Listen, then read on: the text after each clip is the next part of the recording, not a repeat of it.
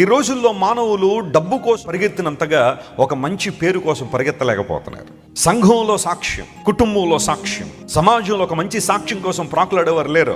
ఏముంది సార్ సాక్ష్యం, పేరేముందండి, డబ్బు కదండి ముఖ్యం, అంతస్తులు కదండి ముఖ్యం, ఎలా బతికితే అలా బతికేయాలండి, ఈ బతికే 70-80 సంవత్సరాలకి ఆ రూలు ఈ రూల్ అని బైబిల్ అని అదని పట్టుకుని మన ఇష్టాలని చంపుకుని బతకడం ఎందుకు, ఇష్టానుసారం బతికేద్దాం, ఎవడేమనుకుంటే నాకేంటి అన్న ధోరణిలో కొంతమంది ఉంటారు కదా.